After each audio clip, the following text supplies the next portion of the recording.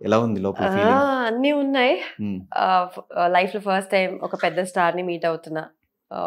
ఎప్పుడు అలా ఇలా ఇంత క్లోజ్గా ఎప్పుడు మీట్ అవ్వలేదు. సో కొంచెం భయం ఉంది. And also I'm very excited ఎలా ఉంటుంది ఆ ఎక్స్పీరియన్స్ ఎలా ఉంటుంది అని. అండ్ ఫస్ట్ అయితే ఒక 10 days ముందు ఓకే ఇంకా 10 days ఉంది, ఇంకా 9 days ఉంది, 8 days ఉంది, ఇప్పుడు ఇంకా అవర్స్ ఉంది అంతే. So I'm excited. సో బేసిక్గా వెళ్ళే వాళ్ళందరూ కూడా ప్రీవియస్ సీజన్స్ ఎంతో కొంత నాలెడ్జ్ ఉండి ప్రీవియస్ సీజన్స్ అంతా ఫాలో అయ్యి చూసే వెళ్తూ ఉంటారు. సో చూసావా ప్రీవియస్ సీజన్స్? చూసాను, కానీ ఏది ఎగ్జాంపుల్గా నేను తీసుకోలేదు. అంటే వీళ్ళలాగా ఆడాలి, ఈ సిచ్యువేషన్ వస్తే ఇలా రియాక్ట్ అవ్వాలి, అలా అయితే ఏం ప్లాన్ చేయలేదు. కానీ జస్ట్ అంటే ఆ సీజన్ వచ్చేటప్పుడు అప్పుడప్పుడు నేను చూసాను అంతే తప్ప ప్రిపరేషన్ అయితే చేయలేదు. ఐ డోంట్ నో ఇది ఎంతవరకు నాకు వర్కౌట్ అవుతుంది లోపలికి వెళ్ళిన తర్వాత. బట్ నేనైతే 0% ఏమీ ప్రిపేర్ అవ్వలేదు. సో అందరూ మేజర్ రీజన్స్ 2 రీజన్స్తో వెళ్తారు. ఒకళ్ళు ఫినాన్షియల్ ప్రాబ్లమ్స్ ఉన్న వాళ్ళు డబ్బుల కోసం పోతూ ఉంటారు, కొంతమంది ఫేమ్ కోసం వెళ్తూ ఉంటారు. ఏ కేటగిరీ నువ్వు? రెండు కాదు. ఐ ఆల్వేస్ ఫీల్ అంటే ఆ రెండు బయట కూడా ఏంటో బయట కూడా సంపాదించవచ్చు. అంటే ప్రాబ్లీ బిగ్ బాస్ లో తొందరగా వస్తుంది అనుకో, బట్ స్టిల్ అదేంటో బయట కూడా హార్డ్ వర్క్ చేస్తే వస్తుందని నా opinion. I don't know. But నేనైతే ఆ రియాలిటీ షో, ఆ బిగ్ బాస్ ని ఎక్స్పీరియన్స్ చేయడానికి అయితే వెళ్తున్నాను. నాకు చాలా ఇష్టం రియాలిటీ షోస్ అంటే బేసికలీ. సో నేను ఏ రియాలిటీ షో వచ్చినా నేను ఒప్పేసుకుంటా. సో ఇలా ఈ ఆఫర్ వచ్చినప్పుడు నాకు నో చెప్పాలని అనిపించలేదు. Biggest of all reality shows. So రాగానే ఒప్పేసుకున్నాను. ఇంకా ఐ జస్ట్ వాంట్ ఎక్స్పీరియన్స్ అని.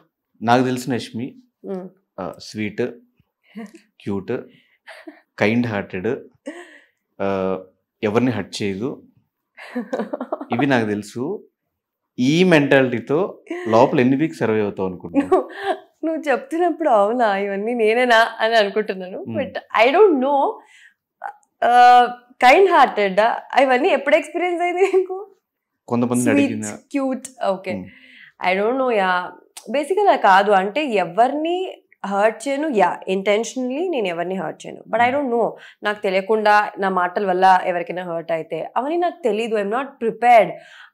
అలా అని నేను చాలా సైలెంట్ అని ఒప్పుకోను. నువ్వు చెప్పేలాగా చాలా కైండ్ హార్టెడ్, సాఫ్ట్ అవన్నీ. I'm very strong. చాలా గట్టిగా మాట్లాడేస్తా. ఎక్కడ లో వాయిస్లో మాట్లాడాలి అక్కడ లోగా మాట్లాడతా. ఎవరితో స్వీట్గా ఉండాలి వాళ్ళతో స్వీట్గా ఉంటా. ఎవరితో ఎలా మాట్లాడాలి బాగా తెలుసు నాకు. అది I mixture of everything. I think Yashmi will survive inside the Bigg Boss house అని నాకైతే అనిపిస్తుంది. ఎన్ని రోజులు I don't know, but definitely నేనైతే I can be strong inside the house. నీ పేరుకి నాకు ఒక లింక్ ఉంది. ఏంటి? యష్మి. బాలేదు? బ్యాడ్ అయ్యానా?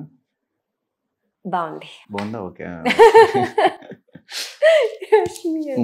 సో ప్రీవియస్ కంటెస్టెంట్స్ లో who is your favourite contestant?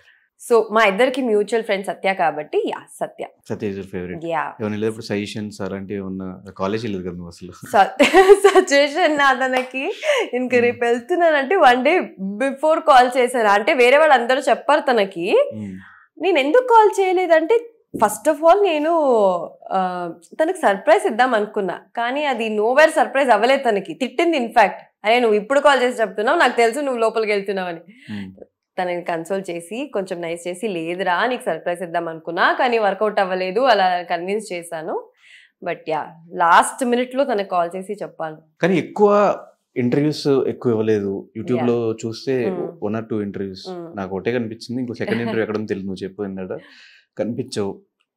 Only TV shows, serials, బయట ఫ్రెండ్స్ తో కూడా ఎక్కడ పెద్దగా నేను చూసింది లేదు. ఎందుకు ఇంట్రోవర్టా లేదంటే ఎక్స్ట్రోవర్టా లేదంటే ఎందుకు బయటికి రావడం అందరితో మింగిల్ అవడం అనే పాయింట్? అది కూడా ఉంది. బట్ తర్వాత ఇంకొకటి అంటే ఫస్ట్ ఆఫ్ ఆల్ నేను ఏ ఇంటర్వ్యూ చూసినా ఏ పాయింట్ ఆఫ్ వ్యూలో చూసినా it should be informative. So నేను ప్రతిసారి ఇంటర్వ్యూ అడిగినప్పుడు నేను ఆలోచిస్తా నా నుంచి ఏదైనా ఉపయోగం ఉందా జనాలకి, అంటే నా ఇంటర్వ్యూస్ చూస్తారా. సో ఈ థాట్ ప్రాసెస్ లో నాకు ఎప్పుడూ ఇంటర్వ్యూస్ ఇవ్వాలి అని నాకు అనిపించలేదు. వచ్చినా నేను చాలాసారి లేదండి ఇస్తానండి చెప్తానండి అని చెప్పేదాన్ని.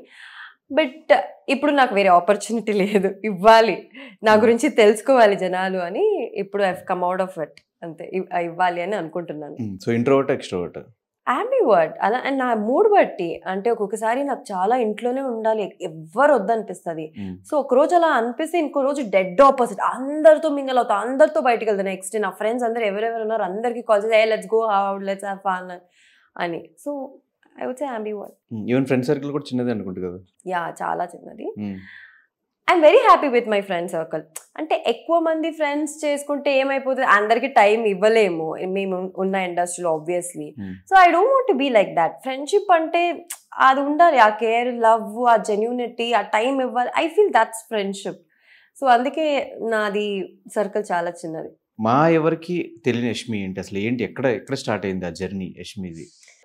యష్మి అంటే అదే 5-6 years నుంచి నా ఇండస్ట్రీలో నా జర్నీ స్టార్ట్ అయింది. అప్పటి వరకు చాలా సైలెంట్, నువ్వు చెప్పినట్టు చాలా కైండ్ హార్టెడ్, సాఫ్ట్ అది. సో వన్ పాయింట్ ఆఫ్ టైంలో అంటే నాకు చిన్నప్పటి నుంచి ఇలా ఆర్టిస్ట్ అవ్వాలని ఆశ ఉండే, బట్ చాలా భయం నాకు బయట ప్రపంచం అంటే ఇప్పుడు కూడా నాకు ఒక్కసారి భయం, బయట ప్రపంచాలంటే నాకు ఒకసారి నాకు భయం వేస్తుంది. కానీ నేనున్న ప్రొఫెషన్ అలాంటిది, I have to face people. So one point of time నేను అనుకున్నా, అంటే బ్యాక్ లైక్ 5-6 years ఇలా ఉంటే అవ్వదు, I have to be strong, I have to face people. And ఇప్పుడు నేను యాక్టర్ అవ్వాలని నాకు చిన్నప్పటి నుంచి ఆశ ఉంది. సో ఇంకా ఒకటి నా ఆశని సాక్రిఫైస్ చేయాలి, లేకపోతే I have to change my self. And ఇంకా నేనే చేంజ్ అవ్వాలని చేంజ్ అయ్యి ఒక బోల్డ్ డెసిషన్ తీసుకొని, పేరెంట్స్ ఒప్పుకోలేదన్నా పర్లేదు, నేను I have to, this is my dream అని నేను ఇండస్ట్రీకి వచ్చిన అనమాట. It's been 6 years. మీ ఫాదర్కి అస్సలు ఇష్టం లేదంటే ఇండస్ట్రీకి అప్పుడు ఆయన చిన్నప్పటి నుంచి చాలా స్ట్రిక్ట్ ఫాదర్ అనమాట. సో అలాగే వద్దని స్ట్రిక్ట్ గానే చెప్పారు, వద్దు ఎందుకు, మంచిగా జాబ్ చేసుకో, చదువు కంప్లీట్ అవ్వగానే మంచి జాబ్ వెళ్ళు, పెళ్లి చేసుకో, అయినా అలా అనమాట. సో నేనేమో లేదు, నేను వెళ్ళాలి, నేను చేయాలి అని అపోజ్ చేశారు. కానీ ఇప్పుడైతే ఓకే, ఈజ్ వెరీ హ్యాపీ. ఎట్లా ఇంట్లో చెప్పకుండా ట్రైనింగ్ కేసు హైదరాబాద్ వచ్చిన ఆ బాపత అంటే లేదు, ఆయన నాతో యాక్చువల్లీ 1.5 years నుంచి మాట్లాడలేదు. అంటే నాకు మా డాడీ మధ్య ఆ బాండ్ ఎందుకో చిన్నప్పటి నుంచి హీ వాజ్ వెరీ స్ట్రిక్ట్. ఆ డాటర్ ఫాదర్ బాండ్ ఉంటుంది కదా, ఇప్పుడు చాలా మంది ఏంటి డాటర్ అంటే ఫాదర్కి ఫస్ట్ కనెక్ట్ అవుతారు, అంటే ఆ లవ్ అదని.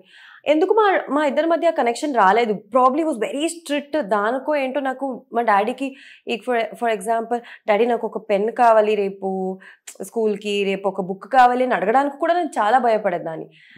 సో అలా ఉన్నప్పుడు ఇక సడన్గా నేను ఇలా ఇండస్ట్రీకి వెళ్తున్నాను అంటే నాకు కూడా భయం వేసింది చెప్పడానికి.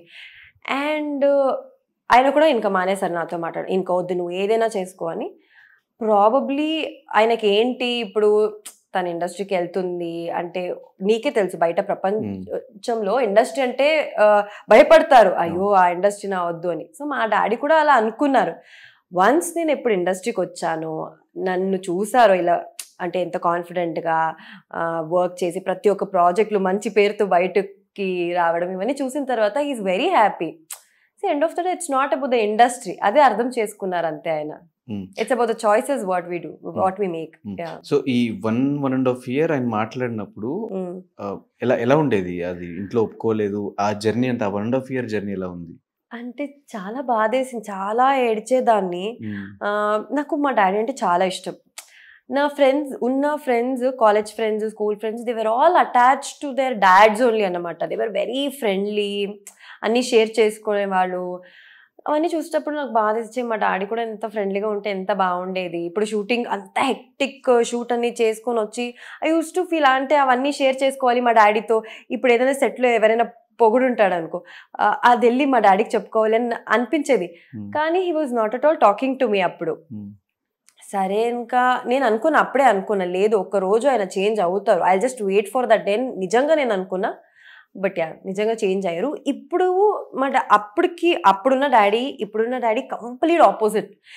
He likes me a lot. అంటే నాకు చెల్లి ఉంది అండ్ తమ్ముడు ఉన్నాడు, వాళ్ళిద్దరికన్నా నేనంటే మా డాడీకి చాలా ఇష్టం. అంటే అంత changes. I feel is very proud of me. Even I'm very proud. అంటే ఏదో లైఫ్లో ఏదో చేశాను నేను, మా డాడీని ఇంప్రెస్ చేశాను కదా, ఫ్రమ్ దట్ ఫేజ్ టు ఈ ఫేజ్. సో ఏదో లైఫ్ లో చేశానని హ్యాపీనెస్ అయితే నాకు ఉందబ్బా. మదర్ సపోర్ట్ ఫస్ట్ నుంచి ఉంది. మదర్ సపోర్ట్ అయితే ఫస్ట్ నుంచి ఉంది. మా మమ్మీకి ఏంటంటే ఇక్కడ ఒక సైడ్ ఏమో మా డాడీ తిడుతున్నారు, ఇంకో సైడ్ ఏమో so she was very smart, diplomatic గా మంచిగా హ్యాండిల్ చేశారు ఇద్దరిని. ఇటు నన్ను సపోర్ట్ చేస్తూ, ఇటు మా డాడీని కూడా కన్విన్స్ చేస్తూ my mom is like main character అనమాట ఈ దీంట్లో. Yeah Bommarillu father, Bommarillu mother. Manage చేసే మదర్, స్ట్రిక్ట్ గా ఉండే యా ఫాదర్. క్లైమాక్స్ లో చేంజ్ ఎగ్జాక్ట్లీ. అయినట్టు change. Yeah exactly like that. So family ఇప్పుడు ఈ ఆపర్చునిటీ వచ్చినప్పుడు ఆబ్వియస్ గా బిగ్ బాస్ అనేది మంచి ప్లాట్ఫామ్ అందరికి. అలా ఒక 10 స్టెప్స్ ఎక్కువ మన ఆర్టిస్టులు అందరికీ కూడా 10 స్టెప్స్ ఎక్కువ అనుకోవచ్చు. అది ఈ ఆపర్చునిటీ వచ్చినప్పుడు ఫస్ట్ వాళ్ళతో షేర్ చేసినప్పుడు వాళ్ళ రియాక్షన్ ఏంటి? వాళ్ళు అవునా బిగ్ బాసా, ఫస్ట్ కన్నడ బిగ్ బాస్ అన్నారు. కన్నడ బిగ్ బాస్ కాదమ్మా, తెలుగు బిగ్ బాస్. నేను చూడం కదా, తెలుగు చూడాలి ఇంకా ఇప్పటి నుంచి నేను వెళ్తున్నాను అని చెప్పాను. బట్ వాళ్ళకి ఏంటంటే నేను ఎలా ఉంటాను, నేను ఏమీ పని చెయ్యను ఇంట్లో. మా మమ్మీ అయితే తిడుతూనే ఉంటారు. అక్కడికి వెళ్తే వాళ్ళందరూ తిడతారు కదా తినకి అని వాళ్ళ బాధ. So otherwise they are okay. నేను కన్విన్స్ చేశాను, లేదమ్మా నేను మంచిగా ఆడతా, అక్కడ పని చేయడానికి వెళ్ళట్లేదు, నేను గేమ్ ఆడడానికి వెళ్తున్నా, నేను మంచిగా ఆడతాను, గేమ్ చూడండి నా చేసే పని కాదు అని కన్విన్స్ చేశాను. బట్ యా కన్విన్స్ అయితే అయ్యారు. They are happy. యా చూస్తానని చెప్పారు. ఎంతవరకు చూస్తారో నాకు తెలియదు. ఖచ్చితంగా చూస్తారు. లాంగ్వేజ్ అర్థం కాకపోయినా చూస్తారు. బికాస్ నా సీరియల్ అంతా చూసేవారు. ఇంకా ఇది పెద్ద రియాలిటీ షో, చూడకుండా అయితే ఉండరు. Definitely they watch. నువ్వు తెలుగు నేర్చినప్పుడు అలా కూడా నేర్పించాల్సింది కదా? మా డాడీకి వస్తుంది, అంటే నేర్చుకున్నారు, మేనేజబుల్, అంటే మేనేజ్ చేస్తారు తెలుగులో. మా మమ్మీకి అయితే నాలాగా నాకు ఎప్పుడు అప్పుడు ఎలా ఉండేదాన్నో మా మమ్మీ కూడా అలాగే ఒక్క ముక్క కూడా రాదు మా మమ్మీకి. కష్టం తెలుగు. కానీ ఒకవేళ జాబ్ చేసి ఉంటే పడి పెళ్లి చేసేవాళ్ళు కదా? ఖచ్చితంగా.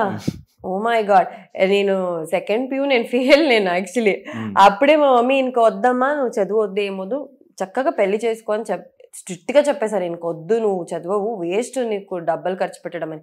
మళ్ళీ నేను రిక్వెస్ట్ చేసుకుని, లేదమ్మా నాకు ఒక్క ఛాన్స్ ఇవ్వమ్మా అని చెప్పి మళ్ళీ డిప్లొమా జాయిన్ అయ్యా నేను, సివిల్ డిప్లొమా. యా అప్పుడు నిజంగా ఆ సిచ్యువేషన్ లో అయితే ఇంకా ఇది స్టడీస్ అయిపోగానే ఇంకా పెళ్లి చేసేయాలి అనే థాట్ లో అయితే ఉండేవారు. నేను ఇండస్ట్రీకి వచ్చిన తర్వాత ఇంకా వెయిట్ చేస్తున్నారు, ఎప్పుడు నేను ఓకే రెడీ అంటానో పెళ్లికి అని వెయిట్ చేస్తున్నారు టిల్ టుడే. డెసిషన్ మొత్తం నీ చేతిలో ఉంది. యా ఫోర్స్ చేసే వాళ్ళు ఎవరు లేరు ఇంకా. ఇంకా నేను